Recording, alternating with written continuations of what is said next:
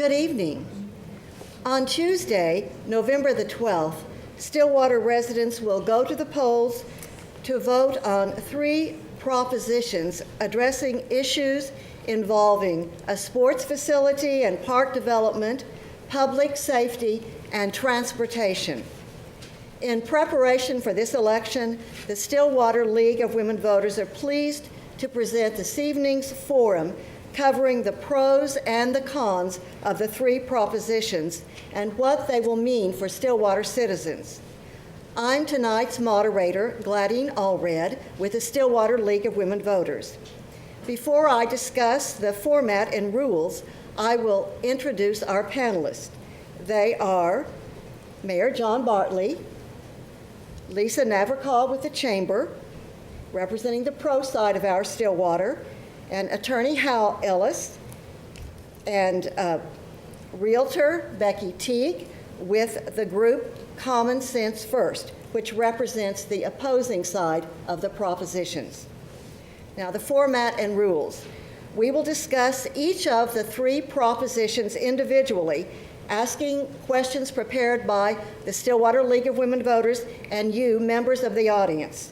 Only written questions will be accepted, so if you have a question, raise your hand and a league member will provide you with a sheet of paper and pick it up and pass it in. And the questions will be screened for duplication only, and nothing personal, no personal attacks will be accepted.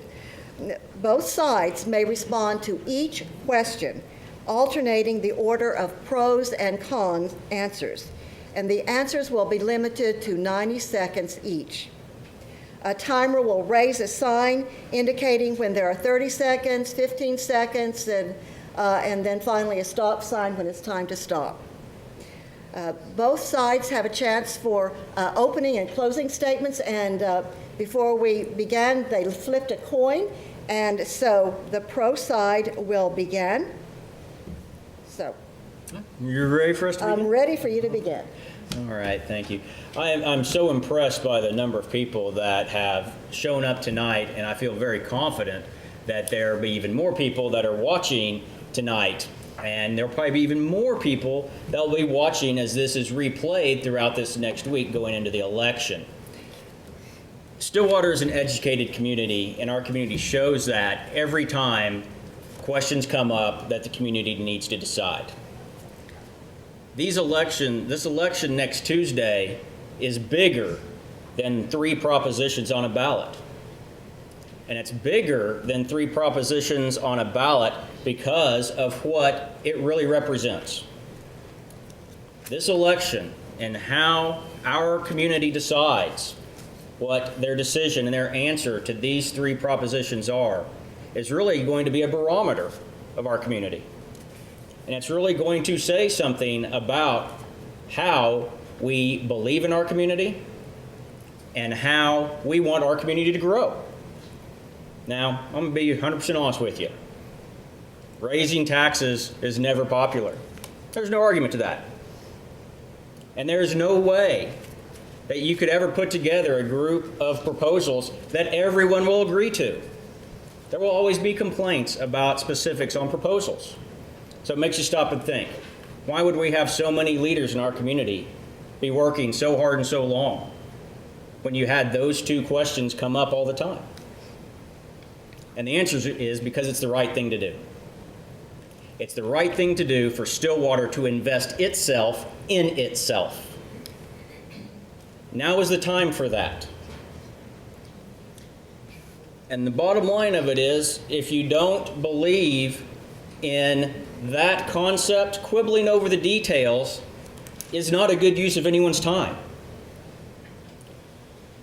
We want to be here, and we want to discuss the propositions. And I look forward to the conversation tonight. Thank you. Thank you. I want to thank, on behalf of my colleague Betty Teague, the League of Women Voters for allowing us this opportunity to come forward. Also wish to thank the many citizens who have come forward to express their concerns.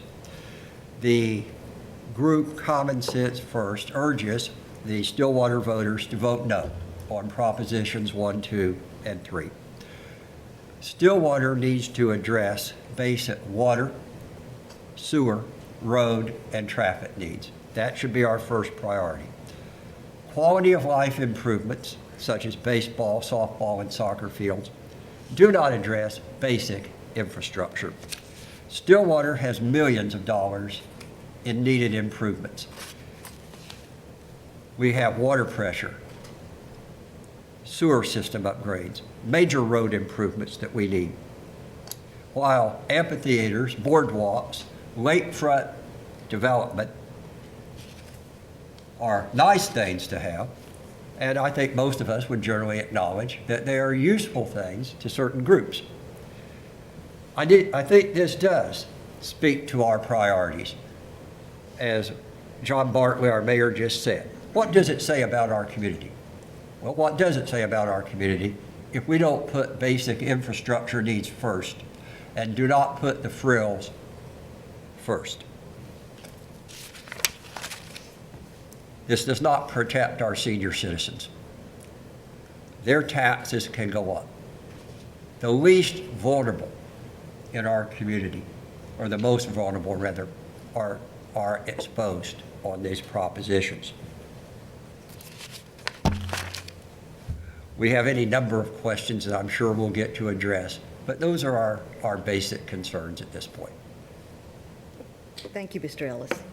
And now we will begin the forum with discussion of Proposition 1, a sports facility in Boomer Lake Park improvements. The ballot language states this proposition involves issuance of a $20 million general obligation bond for a sports facility in Boomer Lake Park improvements and notes in the levy of a tax sufficient to pay for the bond and notes. Question number 1, and we will start with the pro side. What, if any, studies have been done on the noise, traffic, pollution, and overall impact on the Boomer Lake neighborhoods from the construction of the amphitheater and boardwalk? Okay. From a construction standpoint, studies haven't been done on that from a construction standpoint. Those concepts were addressed, and those are things that you have to look at in any type of development. The concept of where these proposals, where we want to build these is the southwest corner of Boomer Lake, which is, you've got a 4-lane Washington Street, or Boomer, I can't remember what the name is at that point, Right. that blocks it and is a separation from any housing. And immediately to the west is actually a large vacant tract on the west side of Boomer. And to the south, you have the Bridge of Lakeview, and then you have Moore Lake, and then you have a power plant. To the east, you have an entire lake before any residential. And then to the north, you have over almost half a mile through park before you get to any residential. Now, I have had a conversation with an owner of a property that lives on that north side, the north part of the lake. And this was early on, right, when this was first starting to come out. And when he came and asked me about it, and when I showed him on the map where I was talking about, he was relieved right then. No, he doesn't speak for his whole neighborhood, but that helped me be reassured that someone that is real close and does have a direct interest in it was not scared of the location of where we're proposing these things. Okay. Lisa, you wanted to add anything to that? Okay. Ms. Hal? Becky? Yes, thank you, Claudine. Again, I appreciate being here, and I thank the League of Women Voters for putting this on this evening. Stillwater has kind of a different way of doing things, and we don't do traffic and noise studies until we're already there. I have a tenure of over 8 years on the Planning Commission that I no longer serve on. But the biggest problem that I had sitting on that Planning Commission for over 8 years was the cry of the citizens to please protect single-family neighborhoods. And I'm sorry, I live to the south of that lake, and that canyon can carry noise, and that lake can carry noise. And a 2,500 seated seats, whatever we want to call them, on an amphitheater is not the right place for the tranquility that we have accomplished at Boomer Lake, in my opinion. It has to be profitable. The city's not going to run it. The children's theater, I implore you, cannot be profitable if it only is performing a couple of times a year. Please protect. It's the wrong vehicle. An amphitheater does not belong on Boomer Lake, even if I didn't live by it. But this is one step closer to eroding what we have left in the treasure of our single-family neighborhoods. And the traffic would be implorable, in my opinion. I moved back to Stillwater because of my commitment and my care for this city, and I do believe in it, but I also care in the fiscal responsibility and the projects that we put forward as a city. And that means to me that the amphitheater is absolutely irrelevant. It's not needed, and it's especially not needed on ad valorem tax quality of life issues that raise every property tax in this room for 20 years, including senior citizens. Thank you. Okay, thank you. Thank you, Becky. Okay, question number 2, and we'll start with the opposing side this time. Prioritizing seems to be a big concern among Stillwater residents. Why were an amphitheater, boardwalk, soccer and baseball fields, etc., chosen over badly needed infrastructure such as water lines, streets, and roads?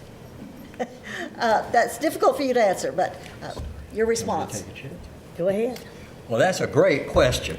That is the heart, I suppose, of our position, that the idea of increasing our ad valorem taxes to pay on a long-term basis for this kind of improvement in a relative remote area near a potential land or an old landfill with no paved roads, it does beg or defy logic when we have clearly water pressure issues on the southwest side of town.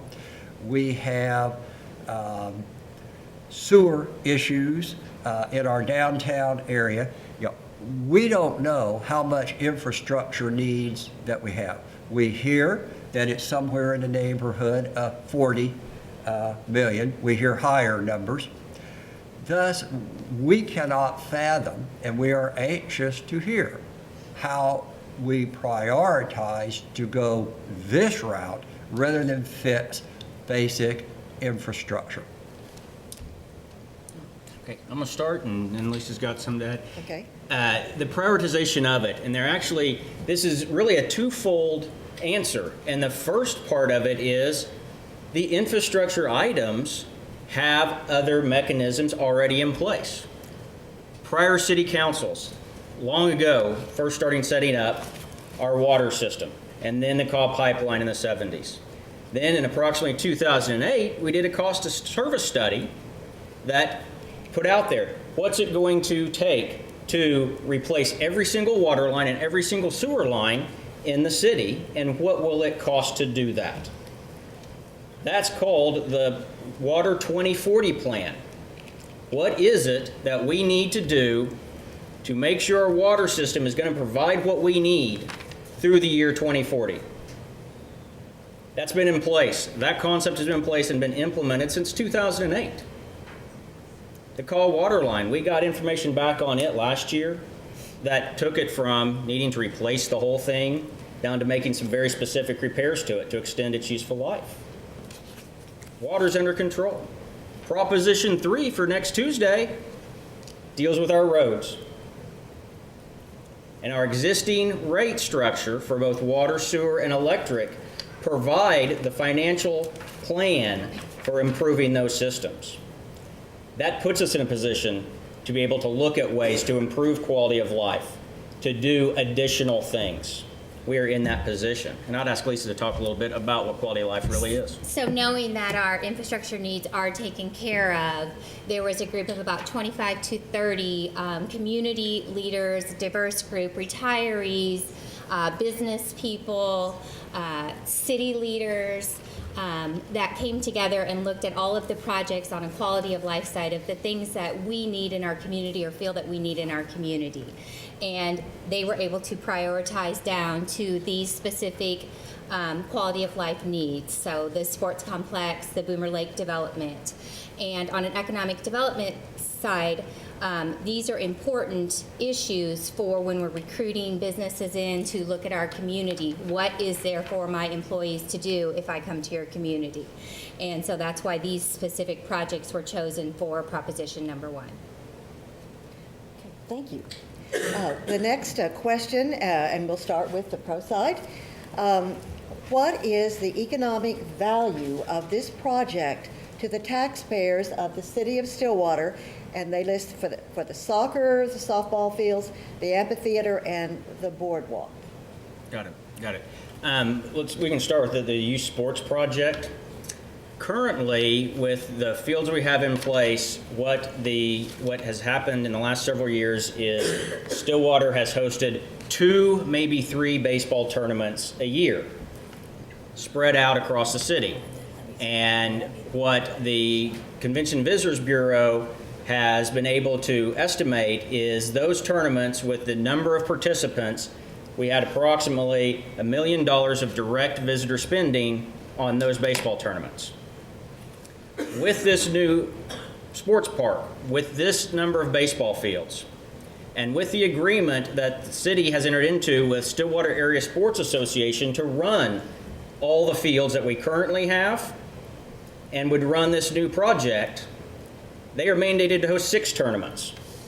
And a larger tournament, and 6 of them would be estimated at $3 million of direct visitor spending in our community. That's baseball alone. Now let's look at soccer. Soccer has more participants. They play all year long. Their numbers blow baseball out of the water from a participation standpoint. There are no soccer games from outside teams coming in Stillwater right now. You build this complex, we could start hosting tournaments. All that is new money. Soccer takes it to a whole different level. Amphitheater and boardwalk. I don't have here's what you can make per ticket on an annual basis for the amphitheater. I don't. I do feel very confident that the amphitheater will improve and will cause people to be able to participate in things. You know what? The swimming pool loses money every year, but no one's asking to shut it down. Thank you. Hal or Becky? I don't know about all those statistics because I haven't been scholarly schooled by City Hall and by the Chamber. What I am is a citizen, and I'm very concerned with this. And if soccer and baseball fields are so important to this community, why don't we have them? I've been here for 43 years. Why don't we? Why are we asking the question that we have to have $20 million or we're not going to have soccer fields for our children? Whose responsibility is that? Where are they? And another problem with this is, it's not soccer that we're talking about, it's water versus kiosk and restaurants on a boardwalk. We gave Olive Garden, $500,000 tax incentive to come to this town. And I dare say they would have been here without it, but that's another discussion for another day. If the boardwalk on Boomer Lake is not going to be profitable because the soccer can't hold it up, are we going to give them a tax incentive as we charge our own pockets more tax increases on quality of life issues? When it versus water, there's still a water tower out south of Stillwater with no water. If you could get water to it, fine, but you can't get it out of it. The only way that thing can hold water is if you cut a hole in the top and let it rain. Do you have anything else to say? If these were truly revenue generators, then we ought to use revenue bonds and not increase the ad valorem taxes on all of us, including our senior citizens. who are least able to afford it. Okay, thank you. The next question, and we'll start with the opposing side this time.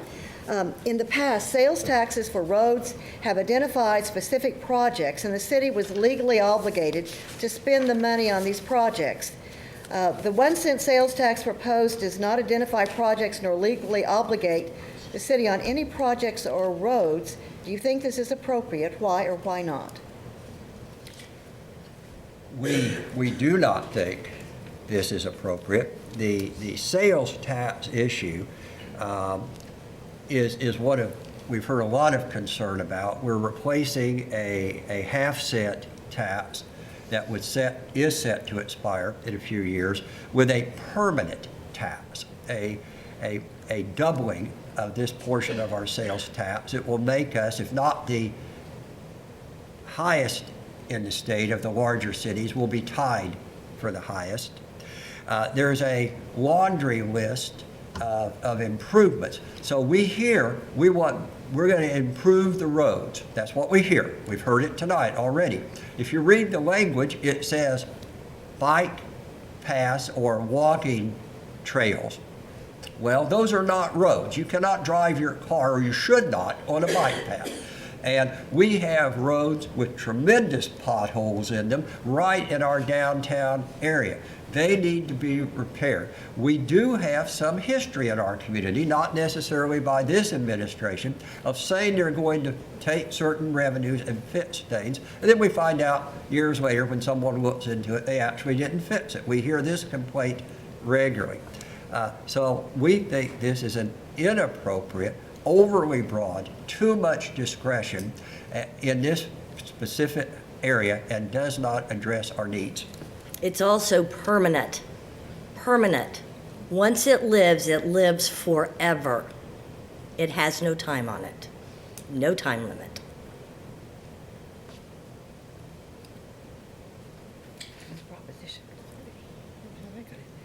Okay. I think they get to respond. Yeah, well, they do. Yes. Okay. Would you respond, please? Sure.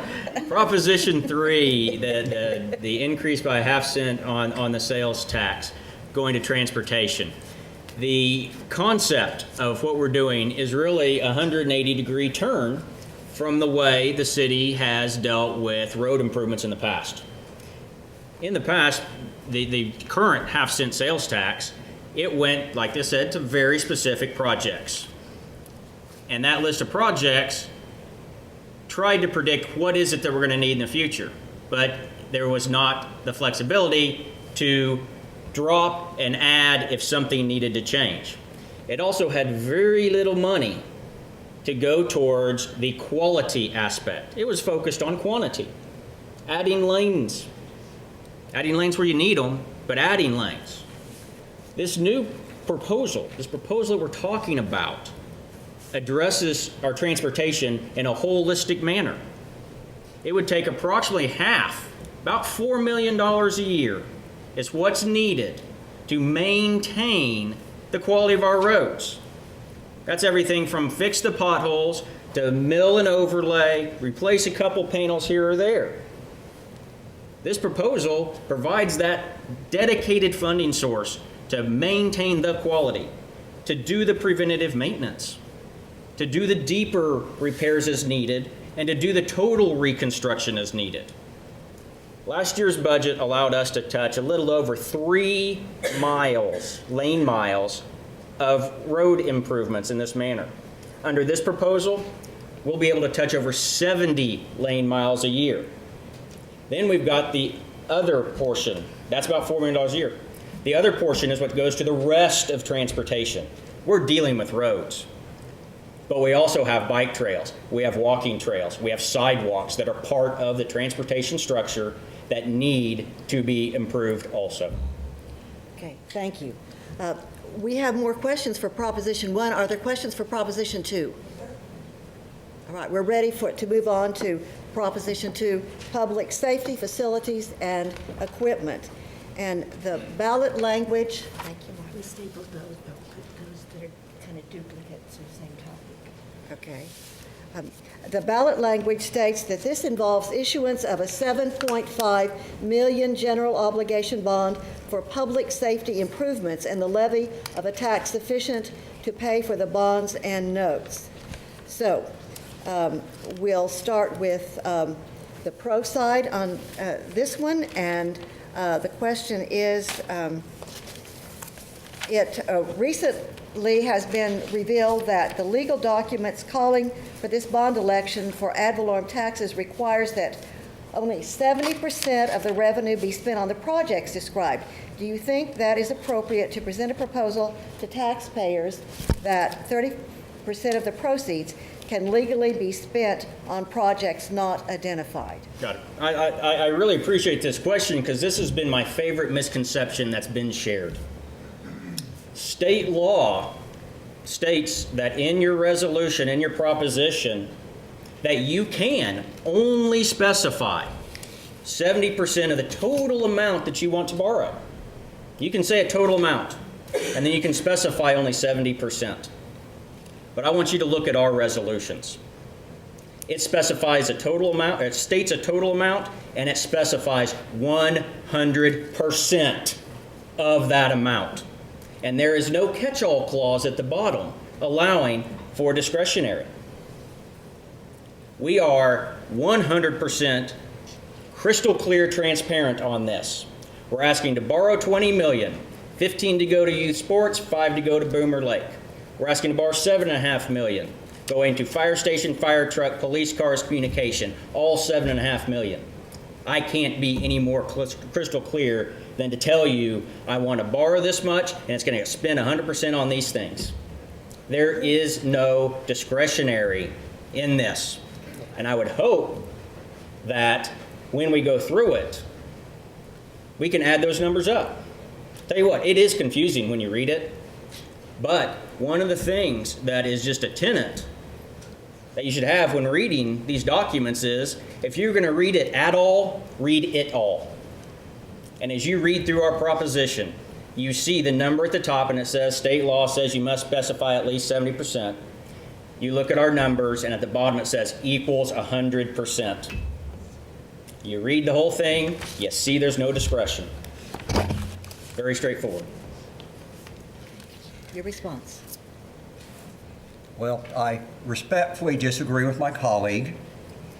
I think the language that is presented is quite clear. If you read the actual language, it very clearly states that up to 30% can be used in different non-dedicated ways. That is the actual language of the statute. Of the resolution. Now, this has created some difference of opinion, obviously. The language is the specific project for which at least 70% of the proceeds in the aforementioned 20 million sports facility and Boomer Lake Park improvement bonds shall be expended, and the dollar amounts for each set out in the proposition. I read the statute. The statute mandates that they publish that 70% shall be expended in such a manner, and it shall not exceed 30% in any unlisted. The next part of the statute then goes in to say that in the projects that are listed, you must spend up to 85%. So I was highly confused. I'm not a bond lawyer. This is not my area. So I called the bond lawyer. I sent him the information, and I asked him to confirm or set me straight on the reading. He called several underwriters. He reported back that they read it that up to 30% can be spent in a discretionary way. We obviously have a difference of opinion. Even if you get within their language and all the list of the things that they talk about, there's so many things listed there. You can allocate the monies around between amphitheaters, between ballparks. Thus, I don't think there is the necessary clarity as to where the money is going. Thank you. The next question, and we'll start with the opposing side. Will senior citizens be exempted from having their property taxes increased? And what effect will this have on the senior freeze? Well, let me take it, Hal.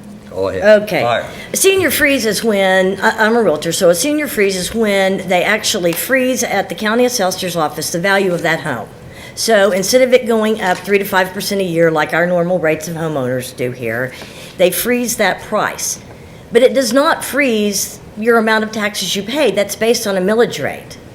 And actually, I have a copy. I went by to see James Cowan to see if I could make it more simpler than that, but I have his press release, and a freeze simply locks in an appraised or assessed value, but does not freeze the tax rate. The tax liability for taxpayers with the senior freeze is subject to change with variations of the millage rate.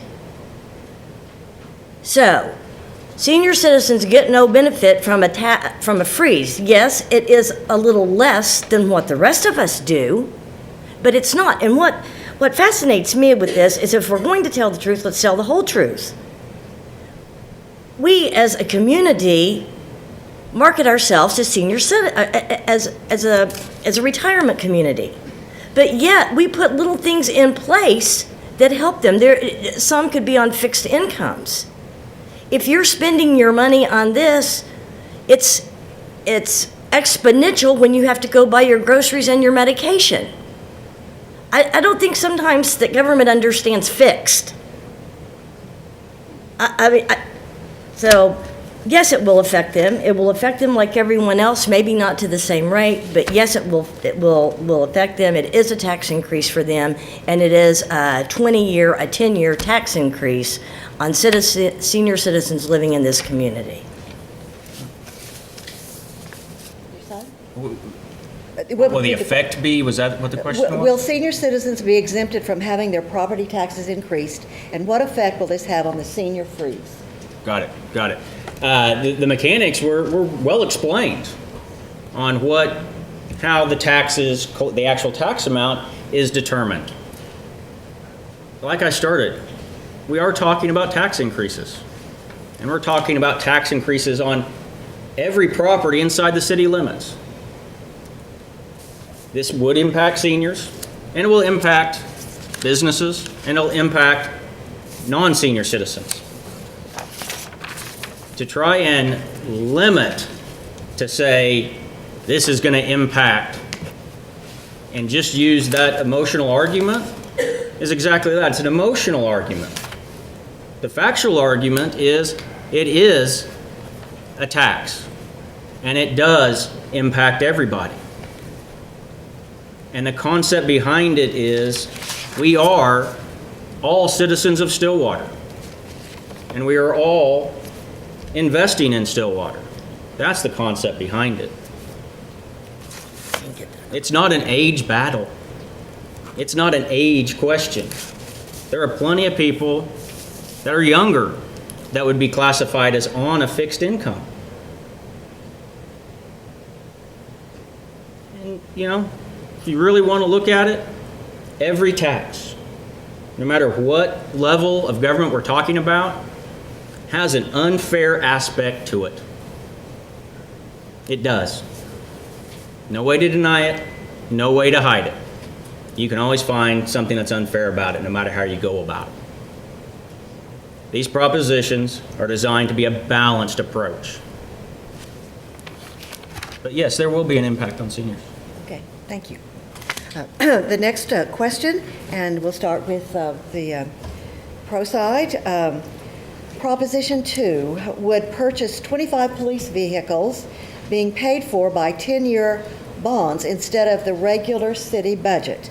All of the vehicles are identified as SUVs, which cost more and are more expensive to operate. Do you believe this is appropriate?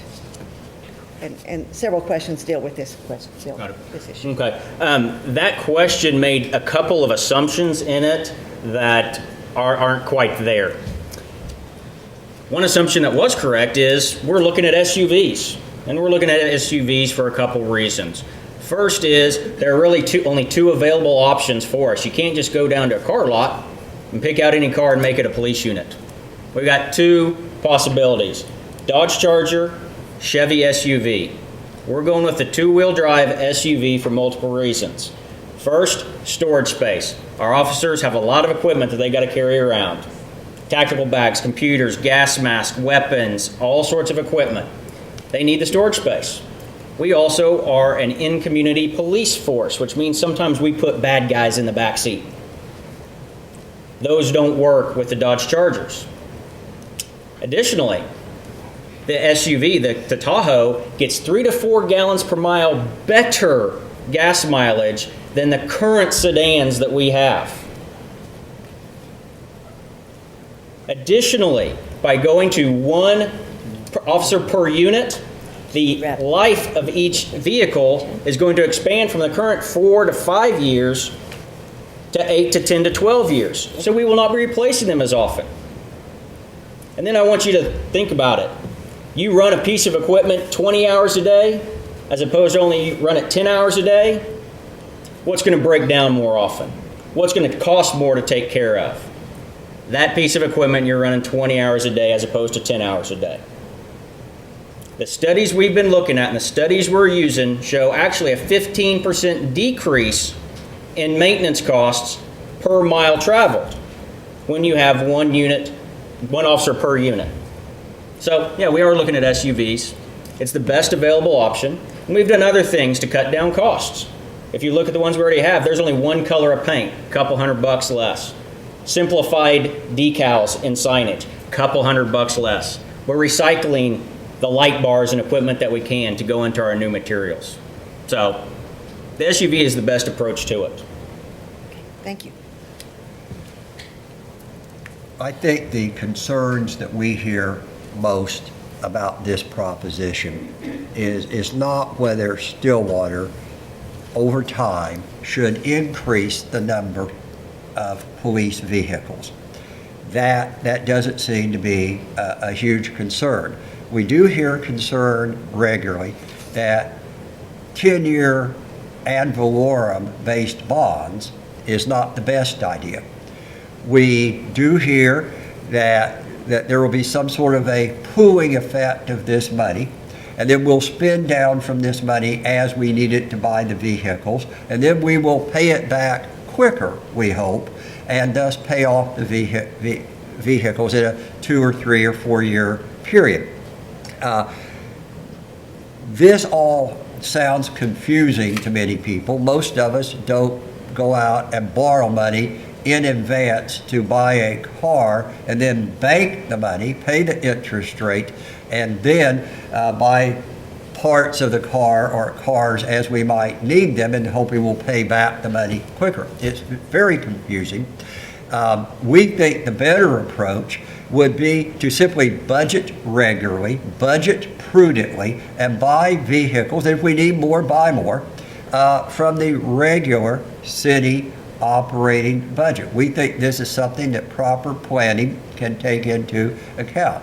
We don't know that each police officer needs a vehicle for them. I'm sure we'd all like to have a vehicle, and as would they. So these are more the complaints that we hear about this proposition. I think we had 15 seconds left on that. Yeah, surely. Thank you, Gladys. The only thing that I can add to what Hal said is I was very concerned when I read somewhere, and now I'm getting confused at least where I've read it, but it had to be 20 minutes away from Stillwater. I heard concerns out there in the community over and over and over and over again. Why in the world would we pay for police cars with ad valorem tax increases for them to be parked in Perkins or Glencoe overnight? Thank you. All right, the next question, and we start with the opposition. On Proposition 2, as pertains to fire station movement and fire truck, does OSU pay fees or capital for fire protection and response, and will this change if we move the station? Again, that is an excellent question, and we hear that question regularly. We don't know the direct answer to that question. Let me be clear. That is not something that we have direct knowledge of. We do believe that OSU should significantly participate in the fire protection needs of this community, especially as those needs are adjacent to OSU's campus. We participated and still do participate in a significant allocation of use tax to OSU, something on the order of $50,000 a year of use tax goes to OSU for the Gallagher-Iba complex. That tax will expire.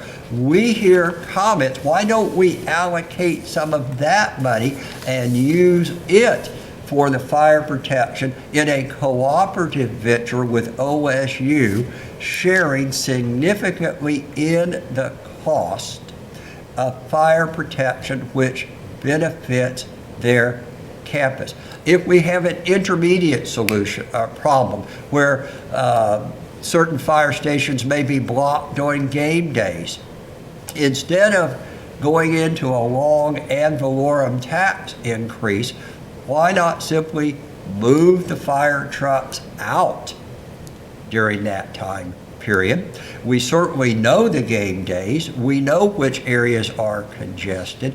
We need a common sense approach jointly with OSU on what we admit is a significant issue. Okay, thank you. Lisa, John? Okay.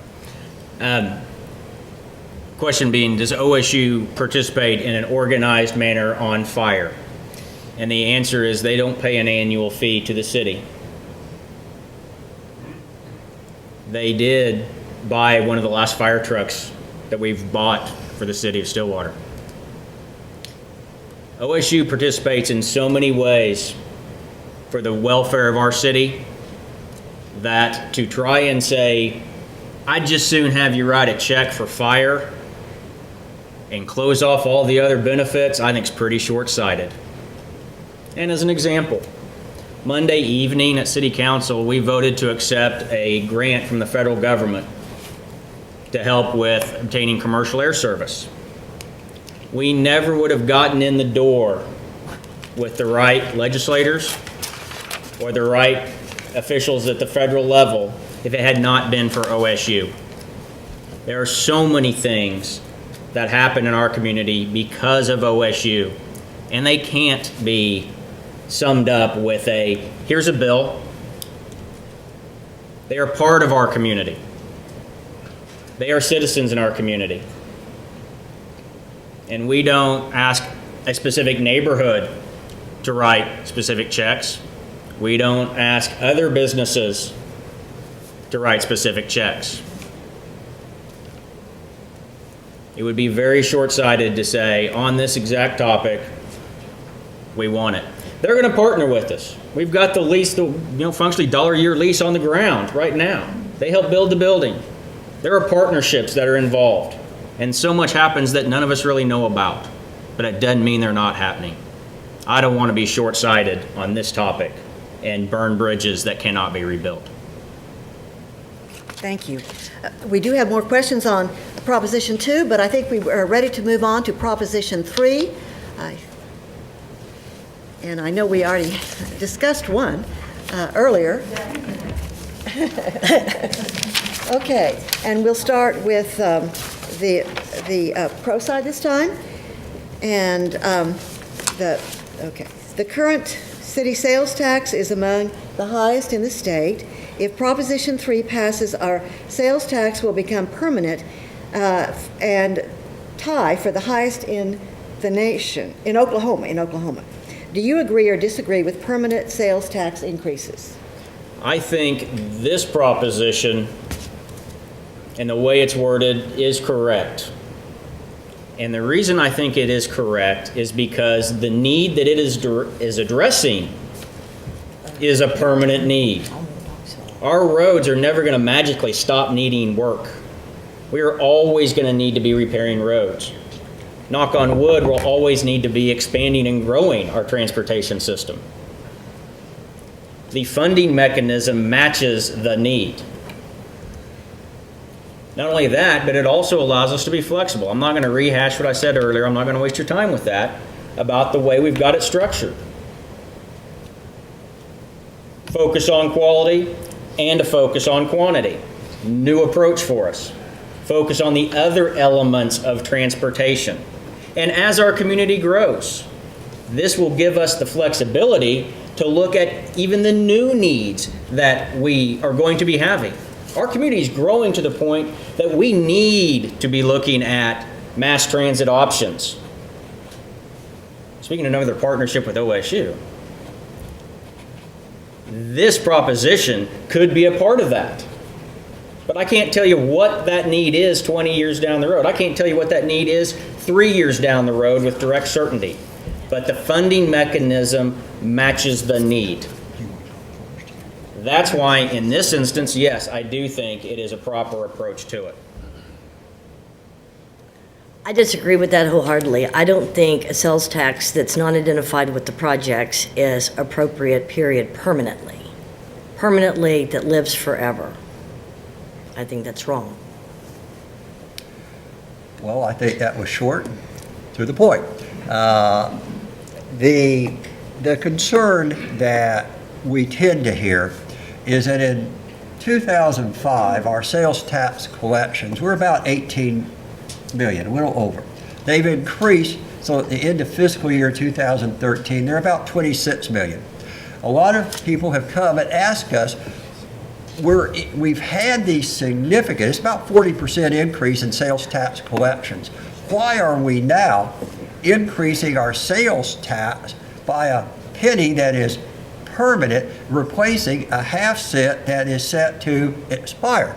That's a hard one for me to respond. I don't know why we're doing that. I understand that we have roadways and we have other bike trails and walking trails that we all want and need, but we've had significant increases in collection of sales tax, and I think our citizens are legitimately concerned that this is a permanent tax without an opportunity to re-vote on it in the future, as is so common with many county sales taxes.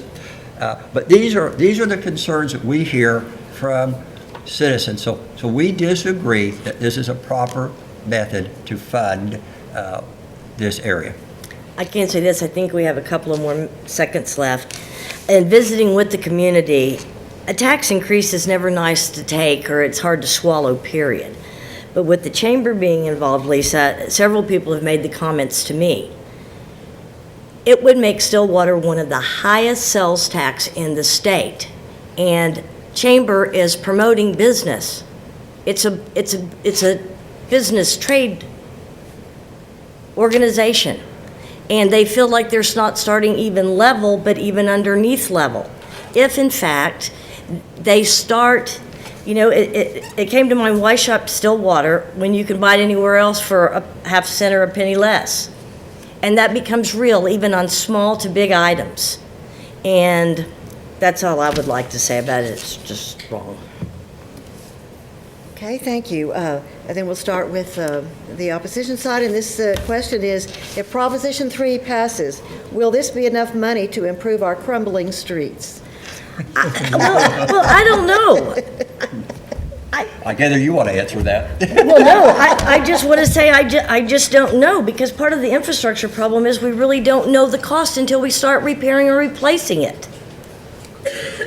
We don't know. That is a huge question. We believe that there's somewhere between 40 and 60 million that's coming our way. We suspect that what will happen is we'll do the frills first, and these quality of life improvements, and then in a few years, when we have no choice, we will then be faced with further general revenue obligations to fix crumbling infrastructure. And this is of deep concern to our citizens, and they're bringing these questions to us. I am now the temporary repository, I guess, of complaints about our city roads, and there are people coming in regularly, calling, dropping by, wanting to tell about some horrid road condition by their house that they don't understand. So it is literally the old $64 question: is is this a rational way to do it? Is it enough? Should we increase our tax base in this fashion for these purposes? Most of our group and most of the people that come to us think that we've got the cart in front of the horse, that we should do the tough infrastructure that nobody wants to hear about. Nobody wants to talk about crumbling sewer lines, water pressure issues, people having to water their yard in the summertime on a limited basis because they can't get water pressure. In my neighborhood, I was asked this summer, hey, did you guys have water pressure yesterday to get your showers in? We didn't have it up the hill. Well, that seems an odd thing in a town like ours, and we think those should be addressed before these other items. On the roads, I want to address the roads question real fast. Is this enough? Was that the question? The question is it enough to improve our crumbling streets? That's what it said. What the 2000, I believe it was 2007 study showed us, and then that was updated in 2012, it did state that in order to be improving the quality of our roads in an efficient manner will cost approximately $4 to $4.5 million a year. That is what we need to be putting into the maintenance and upkeep and repair. The STEP program, or the STEP study, the Stillwater Transportation Enhancement Plan, that forecasts out how far in order to what new roads, what new capacity do we need. It talked about over $70 million in growth that we're going to be needing over the next, and I can't remember if it was 30 or 40 years. I apologize for not remembering that, but over that time frame. So when you look at this sales tax, that's where those numbers are coming from. And Lisa, you had something on sales tax. I would just say, to continue bringing not only the surrounding communities, but our own residents in to shop our businesses here, we do need to have quality streets. And so I think even though that we will be one of the higher communities as far as sales tax goes, I think that will be important for us to improve our transportation efforts more so than for our businesses. And like we talked about, that this half penny increase is $5 for every $1,000 of things you buy. That's the real impact. And let's talk about it and put it in that context. And if someone is going to drive out of town to buy a large ticket item, are they going to be spending even more in gas, and is it a net loss situation? Everyone's got their own scenario they got to go through with that, because trust me, I know some people that drive all over town to save a penny per gallon of gas, and they're burning more gas money than they're saving. It happens. But that's the impacts that we're talking about. Okay. I'm looking at these questions. I think they're somewhat duplicates, but there is a question that was really dealing with Proposition 1 that was in this group, and I will ask this and to the pro side. The city has been reducing the amount of programming at the community center and other facilities. The city has basically given away the Multi-Art Center and Lake McMurtry to private groups. By building a new amphitheater, who will be responsible for booking events and ensuring financial responsibility for such a complex? Will it be closed? Will it be closed out if it's not profitable after a few years? I would disagree with the argumentative, judgmental statement of giveaway. What the city has done is found better ways for services to be provided to citizens at a lower cost. When a private group is able to run multi-arts now, and it costs the city less, but there are more classes and there are more people participating, that's a winning combination. Same with multi-arts. And we've implemented the same thing with youth and adult sports. Now, amphitheater. The vision on the amphitheater is it will be operated, when I say functionally in the same way, I'm talking about with the same kind of approaches as the community center, in that the city can be sponsoring events that are out there. Private groups can rent it to use. The Winfrey Eastern Theater has great shows in there. I went and saw the Air Force Band last year, and I thought it was actually the marching band. It wasn't. It was a rock band. But it was fun. Those are the kind of things that will be going on. It'll be a natural extension of the infrastructure we already have in place. We've got ticketing in place for the community center. Same concept can work out there.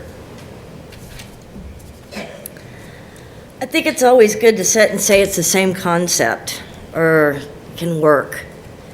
But not very many years ago, the wonderful concept of a library was almost misdebacled.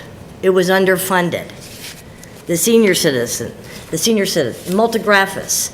It seems like we're a revolving city and we think of these wonderful ideas and we kind of knee-jerk them up. And our charter is written where our council changes. Every 2 years you get different votes. And no matter the best intentions, sometimes they don't hold water in 20 years. Sometimes the road to hell is paved with good intentions. It took me 21 years for my mother convinced me of that.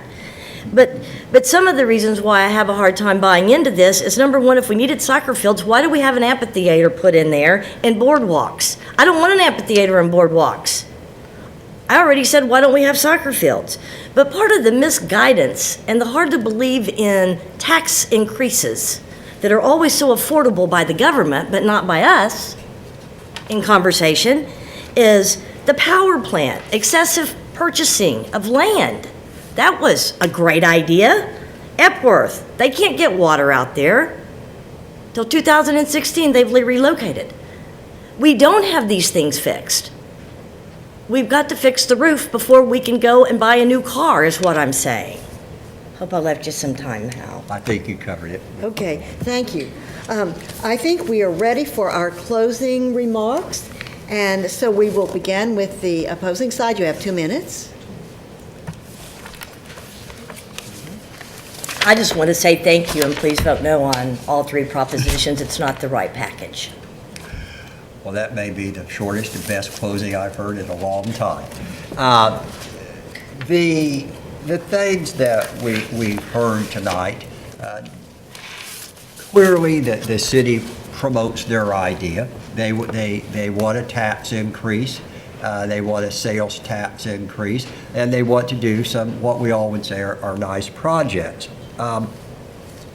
I don't think that, with all due respect to their various positions, we're not hearing and we do not observe nor believe that our infrastructure problems are currently being solved, nor do we think there are adequate plans to solve them.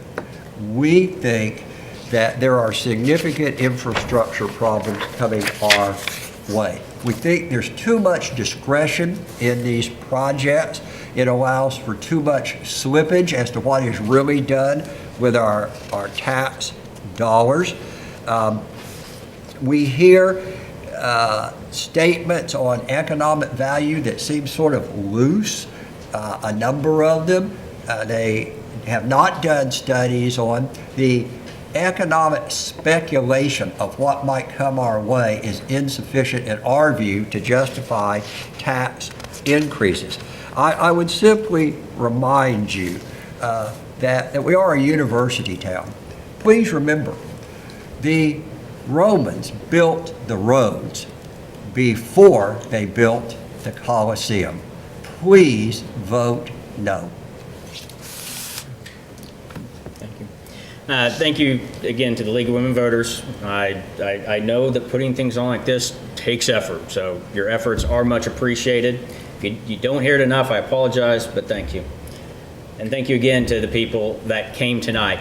You could have been doing anything tonight, and you chose to come here to learn. That I appreciate, because these are complex questions. And they are complex because the solutions have to be complex.